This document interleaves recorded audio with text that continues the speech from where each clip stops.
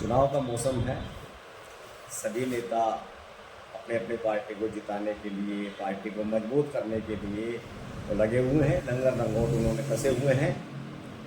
जिस तरह समय नज़दीक आता जा रहा है चुनाव का, 3-4 महीने के बाद में विधानसभा के चुनाव होने हैं हरियाणा में, उनको देखते हुए नेता है टिकट के लिए भी लंबी लाइन लगा रखे। नेताओं ने टिकट के लिए भी भाग दौड़ कर रहे हैं। बहुत से नेताओं ने अपने जनसंपर्क अभियान भी शुरू कर दिए हैं। टिकट के लिए अपने आकाओं के पास भी जा रहे हैं। कुछ ने तो इस प्रकार से कह दिया कि टिकट ही उनकी जेब में है। लेकिन टिकट किसको मिलेगी, ये तो देखने वाली बात होगी, चुनाव के समय पता लगेगा। फिलहाल हम बात करेंगे कि बीजेपी में रेवाड़ी के टिकट के लिए फिलहाल क्या चल रहा है और कौन कौन लाइन में है। तो उन्हीं में से एक है हमारे पास नेताजी रणधीर सिंह जी कापड़ीवास। आज उनसे बात करते हैं कि वो अपने टिकट को लेकर कितने आश्वस्त हैं। कई और मुद्दों पर उनसे बात करें। तो आइए हम बात करते हैं श्री कापड़ीवास जी से। नेताजी, आपका स्वागत है हमारे चैनल में। धन्यवाद जी। चुनाव 3-4 महीने बाद चुनाव होने हैं हरियाणा में। जी हाँ जी। आप पॉलिटिशियन हैं, पुराने पॉलिटिशियन हैं। आपने कई चुनाव लड़ दिए हैं, पूर्व में विधायक भी रहे बीजेपी से। 4 वर्ष का वनवास भी आपको बीजेपी में काटना पड़ा है और उसके बाद आज आप फिर से बीजेपी के सच्चे सिपाही के रूप में और काम कर रहे हैं। इवन सच्चे सिपाही आप वनवास के टाइम भी थे, क्योंकि आपके ऑफिस में हमने देखा था जो पार्टी के शीर्ष नेता है बीजेपी की, उनकी जो प्रतिमाएं हैं, उनकी जो फोटोज़ हैं, वो आज भी लगी हुई है उनकी। तो आपकी आस्था हमेशा उनमें रही है। फिर भी पार्टी में आज आप सच्चे सिपाही के रूप में काम कर रहे हैं। तो चुनाव आप लड़ना चाहेंगे या किसी को लड़ाना चाहेंगे विधानसभा? देखिए, लड़ना और लड़ाना ये ना तो अपने हाथ में है। पार्टी जिसको लड़ाएगी वो ही लड़ेगा। नहीं, फिर भी एक देखिए, आप विधायक आप रह चुके हैं। आप देखिए, अगर मैं ये कहूँ कि मैं अमुक व्यक्ति को चुनाव लड़ाऊंगा, इसका मतलब है मैं लड़ा रहा हूँ, पार्टी नहीं लड़ा रही। हाँ। लेकिन पार्टी सर्वप्रिय है। पार्टी जिसको लड़ाएगी वो ही लड़ेगा। नहीं, आप भी राजनीति में है, पूर्व विधायक रह चुके हैं, मेहनत कर। आपका भी एक उद्देश्य होगा कि आप इस बार भी चुनाव लड़ें, ये मन में है? नहीं, अगर मुझे टिकट मिली तो मैं भी लड़ूंगा। आप भी लड़ेंगे चुनाव? बिल्कुल लड़ूंगा। और अगर टिकट नहीं देती है पार्टी तो?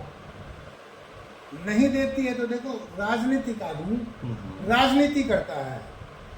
वो जिसको टिकट मिलती है वो कितना सूट करता है पार्टी को भी और इंडिविजुअल को भी। हमने तो अब वैसे भी मदद की, जब किसी ने नहीं मांगी तब भी मदद की। तो स्थिति ये रहेगी, जो कोई लड़ेगा जिसके भाग्य में होगा। मैं तो भाग्य की बात मानता हूँ, जिसके भाग्य में होगा वो लड़ेगा। क्या भाग्य के अलावा और भी क्राइटेरिया है जिसको आप मानते हैं कि इस बेस पे पार्टी को टिकट देनी चाहिए कैंडिडेट को? कोई ऐसा क्राइटेरिया भी आप मानते हैं कि कैंडिडेट की मेहनत है, उनका बैकग्राउंड है, ये सब देखना चाहिए पार्टी को या नहीं देखना चाहिए? पार्टी को जनता की भावना देखनी चाहिए। जनता जब ये देख ले कि कौन आदमी तुम्हारा जांचा परखा है और तुम्हारी कसौटी पे कौन सही उतरता है, किस पर आप विश्वास करते हैं कि ये व्यक्ति हमारे विकास के लिए जी जान से लड़ेगा, ये व्यक्ति ईमानदारी से हमारे लिए काम करेगा, ये व्यक्ति क्षेत्र का विकास करने में अपनी तरफ से कोई हिड़क नहीं छोड़ेगा, तो जनता लगभग टेस्टेड आदमी को चुनना चाहेगी। पार्टी तो जनता तक पूरी नहीं पहुंच पाती ना। ये तो आकलन जो है अपने जो पार्टी का नेता है उन्हीं का आकलन, उनकी बैकग्राउंड क्या रहा है, वर्तमान में उसका क्या वो है, पार्टी से कुछ यही तो देखना पड़ेगा। इंदौरा जी, पार्टी से कुछ भी छुपा नहीं है। जो टिकटार्थी एक एक सांस ले रहा है वो भी पार्टी की नॉलेज में है। अब देखिए, रेवाड़ी से बीजेपी की जो टिकटार्थी है उनकी फहरिस्त बहुत लंबी है। बहुत लंबी है। उसमें अपने आप को आप कहाँ खड़ा पाते हैं ये लंबी लिस्ट में? देखिए, मैं अपने आप को ये कहूँ, वो अतिशोक्ति भी होगी और वो अहंकार भी होगा और वो ओवर कॉन्फिडेंस भी हो सकता है। इसका सही जजमेंट तो जनता के पास है। नहीं, तो इसका मतलब जिस आदमी ने कह दिया, कुछ ने कहा कि अब की मेरी बारी है, किसी ने ऑफिस बना लिए यहाँ पार्टी के नेताओं ने कि हम ही हैं जो कुछ है, किसी और भी नेताओं ने पार्टी ऑफिस बनाए हैं, तो इसका मतलब क्या और कॉन्फिडेंट है वो। देखो जी, प्रजातंत्र में ये तो आप मानोगे अधिकार सबका है, सबका है। कोशिश भी करते हैं, लोकेशना होती है कि मैं बन जाऊं, मुझे कोशिश करनी चाहिए, सब प्रयासरत हैं। और मैं एक बात मानता हूं, कोई भी है चाहे वो, अगर वो समर्पित भाव से और ईश्वर में समर्पण करते हुए उसके मन में ये है कि मेरा जीवन, राजनीति का जीवन सारा पब्लिक के भलाई के लिए, क्षेत्र के विकास के लिए, और बिना भेदभाव, बिना पक्षपात मेरा हर श्वास जनता के लिए समर्पित रहेगा, तो निश्चित तौर पर वो चुनाव लड़ने का अधिकारी है और वो टिकट लेने का भी अधिकारी है, और हम भी उससे दूर नहीं। तो अभी आपने कहा कि अगर टिकट पार्टी मुझे नहीं देती है तो मैं मदद करूंगा जो भी आदमी चुनाव लड़ेगा भाजपा के टिकट पे। लेकिन आप ये देखिए कि यहाँ आप भी कह चुके हैं और वो भी कहते हैं यहाँ दो बीजेपी है। दो बीजेपी का मतलब असली और नकली, चलो उसको भी हम छोड़ देते हैं, तो ये मान के जरूर चलेंगे, और जनता पूरी जानती है कि यहाँ पे डिवीज़न है। एक ग्रुप है राव इंद्रजीत सिंह का, एक ग्रुप है बाकी बीजेपी का। अगर सपोज कर लो राव इंद्रजीत सिंह की चली इसमें और उनको टिकट वो अपने आदमी को दिलाएं, तो उसमें रणधीर सिंह जी का क्या रुख रहेगा? पार्टी उनकी मदद करेंगे या बागी तेवर दिखाएंगे? मुझे ऐसा लगता नहीं कि इस बार पार्टी वो गलती करेगी जो पिछली बार कर चुकी, नहीं करेगी। उसका कारण है, आप ये देखिए, इंद्रजीत सिंह जी पूरे चुनाव में रेवाड़ी में लगे रहे, जबकि 75 पार के नारे में उनको 9 हल्कों में काम करना चाहिए था, केवल एक हल्के में लगे रहे। उसकी टीम लगी रही, ऊपर से राष्ट्रीय अध्यक्ष आ गए, और उस समय अनिल जैन जी जो हमारे प्रभारी थे, वो तो लगभग 10 दिन रेवाड़ी में ही रहे। तो जब इतने बड़े नेता रेवाड़ी में ही लगे रहे तो 75 पार का नारा कैसे पूरा होता? और लास्ट में 2 घंटे पहले मोदी जी आ गए। और मोदी जी जैसी शख्सियत आने के बाद, मोदी जी महेंद्रगढ़ में आ रहे थे ना, रेवाड़ी में नहीं वो उसकी लोकसभा चुनाव की बाद में इस चुनाव की कर रहा था जिसमें टिकट दिलाई थी, हाँ, जो आप इसकी चर्चा कर रहे हैं। जी जी। तो 2 घंटा पहले वो आ गए, और वो देखो शख्सियत कितनी बड़ी है, बड़ी। उनके आगे हमारी हार कोई हार नहीं है। तो वो समय और परिस्थिति का खेल था। उन सारे हालात को देखते हुए इस बार मैं नहीं समझता कि इंद्रजीत सिंह जी रेवाड़ी में हस्तक्षेप करेंगे, मुझे लगता ही नहीं। राव इंद्रजीत सिंह तो नाराज भी है भाजपा से इस समय, क्योंकि चौथे उनको कैबिनेट मंत्री का दर्जा नहीं मिला, काफ़ी नाराज है इस बात को लेके। कोई बीजेपी ने क्या दिया, इवन राव मोदी जी ने उनको मित्र कहा और मित्रता भी नहीं निभाई, ऐसे भी चर्चा राजनीति में गलियारे में चल रही है। देखिए, नाराज नहीं होना चाहिए, उनको बीजेपी का एहसान मानना चाहिए।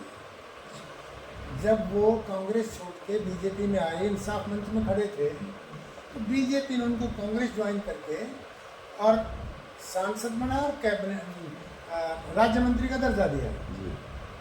पहले ही बार में कांग्रेस ने दिया, वो पहले से कांग्रेस को सींच रहे थे। वो नहीं, जैसे कैबिनेट मंत्री उन्होंने बनाया और राज्य मंत्री बना दिया, लेकिन उसी समय दूसरी बारी में चौधरी वीरेंद्र सिंह भी आए, राज्यसभा से मेंबर बनाया, कांग्रेस छोड़ के आए थे, उनको सीधा कैबिनेट मिनिस्टर।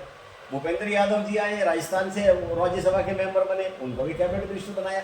लेकिन जो आदमी चुनाव जीत के एक सीनियर एमपी जो है, पहले भी रह चुके सीनियर लीडर है, और उनको राज्य मंत्री, चलो वो भी एक्सेप्ट किया। इस बार जो एटमॉस्फेयर क्रिएट हुआ है, जो बात राजनीति गलियारे में चल रही है, कि राव साहब अपने मुंह से भी कह चुके हैं कि ये गलत है, मुझे मेरे साथ में धोखा हुआ है, ये सब इस तरह की धोखा की उन्होंने तो नहीं कहा, दूसरों ने कहा। लेकिन हाँ, आशय उनका यही है कि भाई बीजेपी से वो इस समय थोड़ा से खफा है। तो इस नाते अगर आप ये कहते हैं कि उनको इस बार शायद नहीं सुनी जाएगी, तो अलग बात है। तो इस बारे में राव इंद्रजीत सिंह दूसरा भी कुछ मुझे नहीं लगता कि वो खफा है। किसी भी हालत में, किसी भी हालत में वो मंत्री पद नहीं छोड़ेंगे, सांसद बन के सांसदी को नहीं छोड़ेंगे, और दल बदल नहीं करेंगे। अब वो उम्र भी नहीं रही है उनकी, और छोड़ते भी हैं तो आगे क्या गारंटी है, क्या होगा आप समझाइए, आगे किस बात की गारंटी है? सुनने में तो यही आ रहा है कि भाई आरती राव को अपनी लड़की को उन्हें स्थापित करना है। तो स्थापित स्थापित वो तो उनका तो आखिरी चुनाव था। तो स्थापित यही कर सकते हैं, और कहाँ गुंजाइश कहाँ है? चलो, कहने का मतलब ये है कि अगर सपोज 1% भी चलती है और उनके हस्तक्षेप से किसी को टिकट मिलती है तो कापड़ीबाजी बागी तेवर नहीं दिखाएंगे, ये दिखाएंगे एक छोटा सा। अरे भाई साहब, मुझे वो बात नहीं कहनी चाहिए जो लोग कह रहे हैं। भाई आप ये बताओ मेरी टिकट क्यों कटेगी, कोई कारण है? हम यही आपसे जानना चाह रहे हैं, नहीं, कोई कारण कि है? आपकी टिकट के आप इतने आश्वस्त क्यों है? पहला क्वेश्चन मेरा यही था कि इतने आश्वस्त आप जो टिकट को लेके हैं उसके पीछे का कारण क्या? ऊपर से आपकी कोई बात आश्वस्त है नहीं, कोई या बात आपकी वर्किंग है? बिल्कुल कोई वर्किंग बात है, आपका नेचर है, क्या है? ये पार्टी का बिल्कुल समर्पण है। बिल्कुल कोई बात नहीं। ये मेरा उस परम पिता परमात्मा पर विश्वास है। 2014 में भी उसी चक्रधारी ने मुझे टिकट दिलवाई थी, अन्यथा किसी व्यक्ति विशेष नेता का कोई हाथ नहीं था। अभी आपके भतीजे हैं मुकेश कापड़ीबाजी, युवा है, वो भी लोगों के बीच जा रहे हैं, उनकी भी इच्छा है कि मैं चुनाव लड़ूंगा। उनकी भी इच्छा है, उनकी भी इच्छा उनको भी है। प्रयास करना चाहिए, प्रयास करना चाहिए, टिकट की दौड़ में रहना चाहिए, टिकट लानी चाहिए, जनता का दिल जीतना चाहिए, और ये भाव आने चाहिए कि मैं अगर जीत गया या टिकट मिल गई तो मैं जनता का समर्पित भाव से सेवा करूँगा।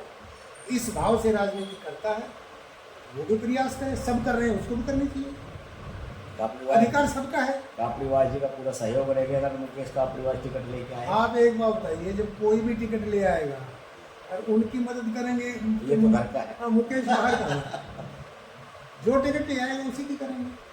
तो पार्टी इस समय आपको क्या लगता है कि सत्ता में तीसरी बार वोट के आ रही है? निश्चित तौर पे आ रही है। उसका कारण ये है कि भूपेंद्र हुड्डा जी ने जो हिसाब मांगा है बीजेपी सरकार से, पार्टी से हिसाब मांगा है, हरियाणा मांगे और मुझे हिसाब। तो आश्चर्य हो रहा है कि जिस तरह से भूपेंद्र जी के राज में मानेसर और गुड़गांव में जमीनों को नोटिस दे के किसानों को ठगा गया, और जिस तरह से उनको मुआवजा पकड़ा दिया 20-20, 30-30 लाख, और वो कई सालों तक कोर्ट में घूमते रहे और सेक्शन 4, 6, 9 कर दिए, और जब बिल्डरों ने थोड़े से रेट बढ़ाए, किसान दबाव में आगे बढ़े थे, उन्होंने सस्ती रेट में दे दी। तो इस तरह से जो ये घोटाला किया, किसानों को लूटने का, जमींदारों को लूटने का, लैंड ग्रैबिंग जो हुई, ऐसे मुख्यमंत्री को जनता वोट देगी? जहां भ्रष्टाचार का बोलबाला था, जहां नौकरियां बिकती थी, जहां हर जिस प्रांत का, जिस जिले का मुख्यमंत्री बन जाता था, केवल उसी का विकास होता था।